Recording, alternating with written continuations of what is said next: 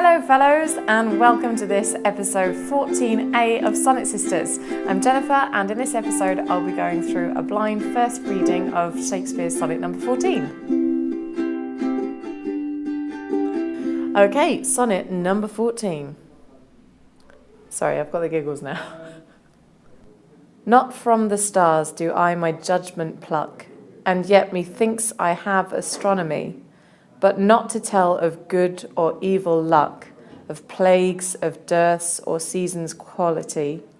Nor can I fortune to brief minutes tell, pointing to each his thunder, rain, and wind, or say with princes, if it shall go well, by oft predict that I in heaven find.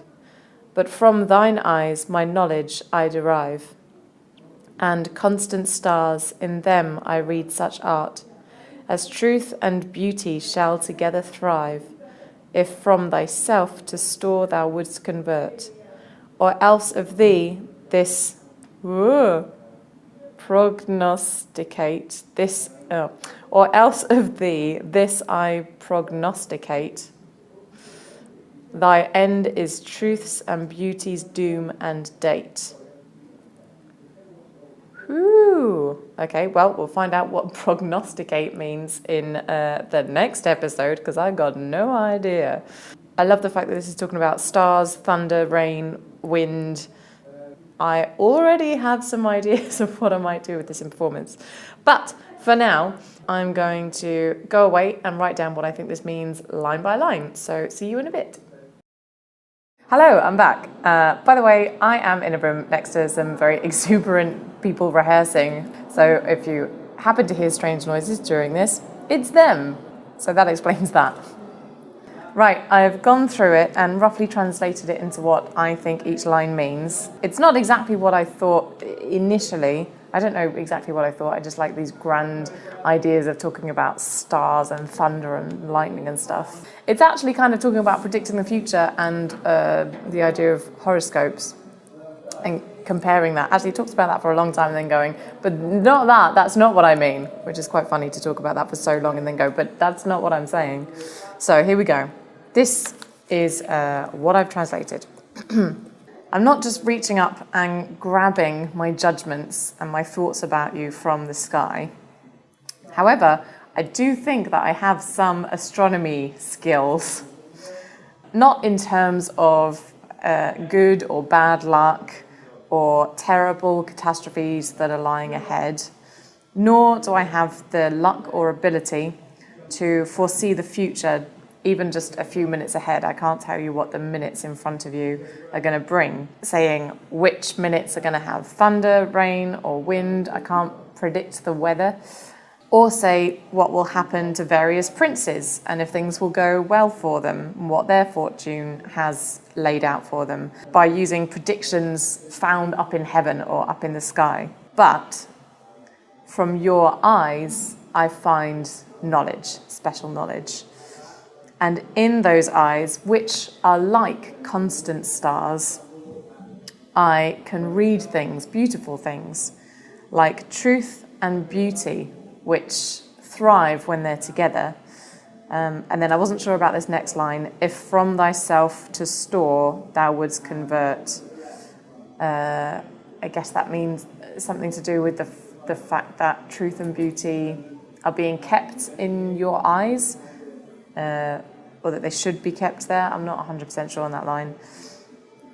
Or else of this I prognosticate, which I don't know what that word means, but given the rest of the poem, I'm guessing it means predict.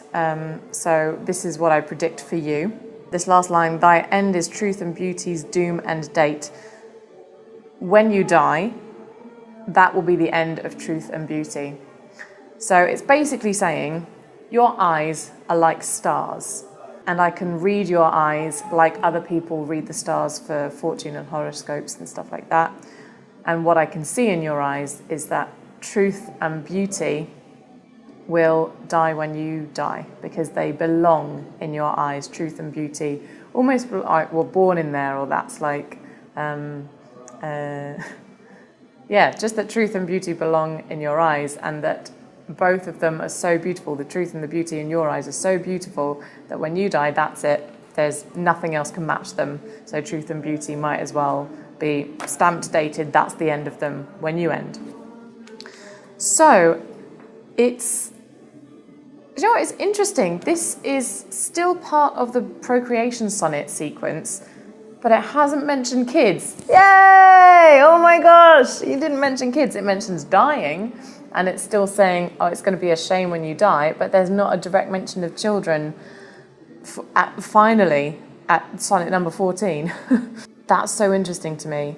And you can see the slow shift that's been going on from the beginning, when it was really hard line, you should have kids, you should have kids, to now where, first of all, a few sonnets ago, he introduced himself into the sonnets and said, I, something, something, and talking about the relationship. And now he's saying, your eyes are really beautiful, they're like constant stars. Something's changing. It's so interesting to see the change of relationship between them just in these sonnets and how they go through. Yeah, so I really love this. I mean, I'm obsessed with stars anyway, and I love science fiction and all that stuff, so I love looking at the stars and any mention of them. So I love that this is talking about the stars and astronomy and the beautiful, poetic idea of the stars being in someone's eyes. So I'm really enjoying the tone of this one, and I'm really looking forward to diving in deeper to it. And the performance, I think, is going to be really exciting. I don't know 100% what I'm going to do, but I think, yeah, this holds some really great potential in it for really fun stuff that can be done with it. So there we go. Those are my first impressions of this sonnet, and you can see my deeper analysis when I go into that on Wednesday in episode 14b. Until then, see you anon. What was he on about? That body, mister, come figure it out with the sonnets